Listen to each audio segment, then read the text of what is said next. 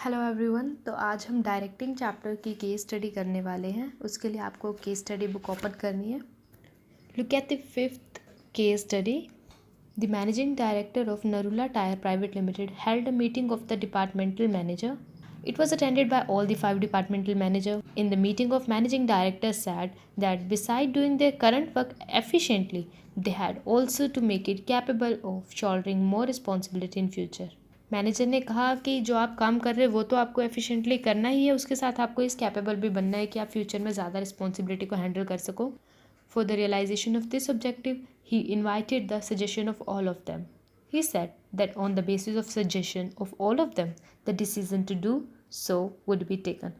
सबसे सजेशन लिया गया और सजेशन के बेस पे डिसीजन लेने की बात कही गई. The managing director prepared a plan on the basis of the suggestion received. Out of the 5 managers, 3 of them carried out the plan, but 2 of them did not care for it. So, in this case study, you have to identify the factor of staffing described in the paragraph above. Staffing chapter हम कर चुके हैं, तो यहाँ पर staffing की क्या बात कही गई है वो बताना है. जहाँ पर ये कहा गया है कि उन्हें फ्यूचर के लिए तैयार होना है, फ्यूचर के लिए मोर रिस्पॉन्सिबिलिटी संभालने के लिए रेडी होना है, इसे क्या बोलते हैं? Development, employ development. सेकंड में ये पूछा गया है कि 2 मैनेजर जो प्लान को कैरी नहीं कर रहे, वो इस पे वर्क नहीं कर रहे, तो क्या ये कहेंगे कि कम्युनिकेशन प्रोसेस कंप्लीट नहीं हुआ है? ऐसा नहीं होता. कम्युनिकेशन प्रोसेस वहाँ तक कंप्लीट हो जाता है जहाँ तक बात को अंडरस्टैंड कर लिया जाता है. अगर अंडरस्टैंडिंग में कोई प्रॉब्लम है तब उसे कहेंगे कि कम्युनिकेशन कंप्लीट नहीं है. एक्शन ज़रूरी नहीं है. आप देखो, अगर आप कोई अपनी बिलीव्स बताते हो, थॉट्स बताते हो, ज़रूरी नहीं है कि दूसरा पर्सन आपके बिलीव्स थॉट्स को एक्सेप्ट करे, right. Third is what leadership style is being refer to here. तो यहाँ पर डेमोक्रेटिक लीडरशिप स्टाइल है, क्योंकि यहाँ पर सजेशन मांगे गए हैं. जहाँ पर कम्प्लीटली राइट जो है डिसीजन का वो एम्प्लॉयज़ को दे देते हैं, उसे बोलते हैं फ्री रेन. बट जहाँ पर सजेशन लिए जाते हैं, एम्प्लॉयज़ की इन्वॉल्वमेंट होती है, वहाँ डेमोक्रेटिक. और जहाँ पर सब डिसीजंस मैनेजर खुद लेगा, एम्प्लॉयर खुद लेगा, वो होता है autocratic. Next is Sandhya is a successful manager eight mention enterprises. She has a team of 12 people working under her. She encourages them to set their own objectives and take decisions. She respects their opinion and supports them so that they can perform their duties and accomplish organizational objective. To manage and exercise effective control, she uses forces within the group.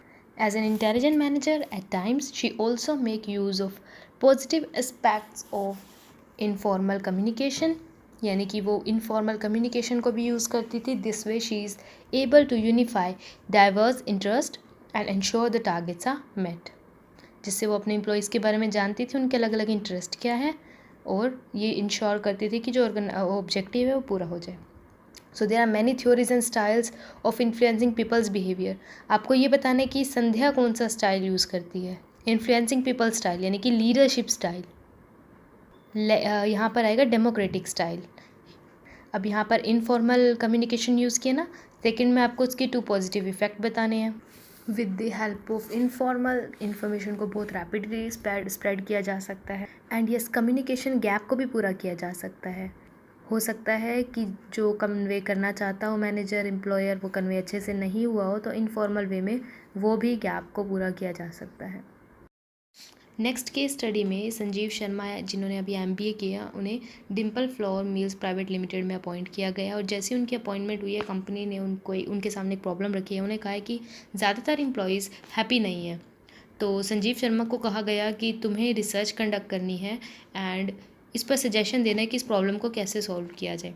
तो mister Sharma ने जैसे कहा गया था, उन्होंने company के employ से बात की और ये जानना चाहा कि ये एम्प्लॉयज़ खुश क्यों नहीं हैं. अपनी रिसर्च के दौरान संजीव शर्मा के मेन कंसर्न ये भी रही कि कंपनी से एक्सपेक्टेशन क्या है एम्प्लॉयर की. तो ये पता चला कि 22% तो हैप्पी है, 78% जो हैं वो हैप्पी नहीं है, और उनके अलग अलग रीज़न्स हैं. इन 78 में से 80% जो है वो ऐसे हैं, उनका कहना ये है कि कंपनी उनसे कोई भी सजेशन नहीं लेती है, उनसे कंसल्ट ही नहीं करती है, जस्ट सीधा ही उन पर डिसीज़न थोप दिया जाता है. तो मिस्टर शर्मा ने कंपनी को बताया कि उन्हें अपना लीडरशिप स्टाइल चेंज करना पड़ेगा. On the basis of the paragraph given above, identify the leadership style being often used in the company and state its meaning. आपको ये बताना है कि तो ऊपर वाली जो पैराग्राफ है तो ज़्यादातर कौन सी लीडरशिप स्टाइल को अडॉप्ट किया जाता होगा. ऑब्वियसली एक ऑटोक्रेटिक लीडरशिप स्टाइल का थोड़ा इन्फ्लुएंस लग रहा है और आपको फिर ऑटोक्रेटिक लीडरशिप स्टाइल का मीनिंग बताना है. Next is Huma is working in a company on a permanent basis. As per agreement, she had to work for 8 hours in a day and she is free to do overtime. Huma worked overtime and due to which she fell ill and had to take leave from her work. किसी ने उस चीज़ को लेकर concern नहीं दिखाई and she realized that she was fulfilling only some of her needs.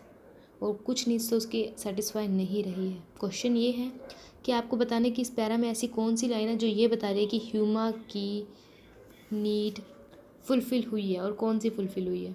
और secondly ये बताना है कि कौन सी 2 नीड पूरी नहीं हो पा रही है जो अभी इससे आगे 2 नीड है. तो इसमें ये कहा गया था कि Huma is working in a company on a permanent basis, so it means she is getting physiological need. यहाँ पर इल समझ कर बीमार हो गई, ये मत सोचना कि फिजियोलॉजिकल नीड तो पूरी नहीं, फिजिकली फिट. फिजियोलॉजिकल नीड ये नहीं कहती है कि पर्सन को फिट होना चाहिए, वो ये कहती है कि बेसिक रिक्वायरमेंट जो होती है फूड, शेल्टर, वाटर, जो ये बिल्कुल बेसिक रिक्वायरमेंट होती है लाइफ के लिए, वो होनी चाहिए. तो वो तो उसके पास है, साथ में सेफ्टी भी है, but affiliation and esteem need जो है ये 2 नेक्स्ट नीड है जो सेटिस्फाई करना बाकी है. Next is Pramod was a supervisor at Annapurna Atta factory. The factory was producing 200 quintals of atta every day. His job was to make sure that the work goes on smoothly and there was no interruption in production. He was a good leader who would give orders only after consulting his subordinate. वो order तभी देता है, पहले अपने subordinate से consult करता है and जो acceptance की policy है group की वो follow करता है. So in this you have to identify and describe the leadership style being adopted by Pramod. Obviously जो Pramod है यहाँ पर democratic leadership style adopt कर रहा है and then you have to explain this style. Next case study is about Messrs Beta Limited who deals in consumer goods. उनके पास 100 worker and 10 operative manager हैं जो guidance and support provide करते हैं. Company की policy है कि जब worker की रिक्वायरमेंट होगी तो लीव देंगे और जनरली जो स्पेशल ओकेज़न और फेस्टिवल्स होते हैं उन पर तो कंपनी हॉलीडे करती है. अब क्या हुआ कि एक तरफ पूजा फेस्टिवल आ गया और दूसरी तरफ कंपनी को बड़ा ऑर्डर मिल गया. वर्कर पूजा की हॉलीडे लेना चाहते हैं जबकि मैनेजमेंट चाहती है कि वर्कर ओवर टाइम करे. तो इस प्रॉब्लम को पर्सनल मैनेजर के आगे रखा गया. तो पर्सनल मैनेजर ने अपने ऑपरेटिव मैनेजर्स को बुलाया, एक मीटिंग रखी और उन्होंने ये कहा कि इंसेंटिव प्लान में चेंजेस किए जा रहे हैं. जो भी वर्कर ओवर टाइम करेगा उसे डबल वेजेस मिलेगी और जो हॉलीडे पर वर्क करेगा उसे ट्रिपल वेजेस मिलेगी. तो workers without any pressure voluntary मतलब अपनी इच्छा से लिमिटेड हॉलीडेज़ लेने लगे और इससे क्या हुआ, उनकी अर्निंग भी बढ़ गई और कंपनी का काम भी हो गया. So during board of director meeting, एक मीटिंग हुई बोर्ड ऑफ डायरेक्टर की, उन्होंने पर्सनल मैनेजर को कहा कि हमें बताओ कि आपने ये कैसे किया, आपने हायर आउटपुट भी अचीव कर लिया, टाइम पे सप्लाई भी हो गई और कोई प्रॉब्लम भी नहीं हुई, कोई वर्कर्स का इशू भी नहीं हुआ. तो पर्सनल मैनेजर ने कहा I just used a carrot with no stick approach. Carrot and stick approach क्या होता है, एक तरफ कैरेट देते हैं दूसरी तरफ स्टिक. वर्कर को कहा जाता है अगर आप ये काम करोगे तब तो आपको रिवॉर्ड मिलेगा, अगर आप ये काम नहीं करोगे तो पनिशमेंट मिलेगी. बट यहाँ पर मैनेजर ने सिर्फ कैरेट का यूज़ किया. उन्हें ये कहा गया कि अगर आप काम करोगे तो कैरेट मिलेगी यानी कि रिवॉर्ड मिलेगा, अगर आप काम नहीं करोगे तो रिवॉर्ड नहीं मिलेगा. सो दैट इज़ वाई उसने कहा कि I used a technique that is carrot with no stick, ये अप्रोच यूज़ की. So by quoting the lines from above paragraph, you have to state any 2 elements of directing. Directing में 4 element use होते हैं, right. Supervision, motivation, communication and leadership. And we know here supervision और motivation की बात की गई है. Motivation तो जैसे वो डबल वेजेस ट्रिपल वेजेस कहा गया है. और सेकेंड लाइन में ये मेंशन किया है कि 10 ऑपरेटिव मैनेजर रखे गए हैं जो गाइड भी करते हैं वर्कर को और सपोर्ट भी करते हैं. तो क्या है, supervision, right. Next is about Ramamurthy, the CEO of good care hospitals, a leading chain of hospital. उन्होंने डिसाइड किया कि डॉक्टर्स को रिवॉर्ड दिया जाएगा. इसके लिए 2 तरह की ट्रॉफीज़ को निकाला गया. First is about health care achievers trophy. तो ये उन डॉक्टर्स को देने के लिए निकाली गई जो सेल्फलेस वर्क करेंगे. And second is Beti Bachao trophy, जो उन डॉक्टर्स को दिए जाएंगे जो आउटस्टैंडिंग वर्क करेंगे for saving girl child. And the CEO also wanted to improve the health service in rural area all over the country. तो he decided that all doctor must work in rural area for at least 6 months. तो उन्होंने सोचा कि क्यों ना 6 month के लिए सभी डॉक्टर वर्क करें वहाँ. ही decided that the pharma medical staff should be employed locally. तो ये क्वेश्चन थे. एंड अब आपको क्वेश्चन पूछा है कि first identify the incentive provided by good care hospital to its doctor through running trophy. Definitely ये मॉनेटरी तो नहीं है, तो नॉन मॉनेटरी का कौन सा पार्ट है ये, एम्प्लॉय रिकॉग्निशन, जहाँ एम्प्लॉयज़ को सम्मान दिया जाता है उनकी पहचान के लिए।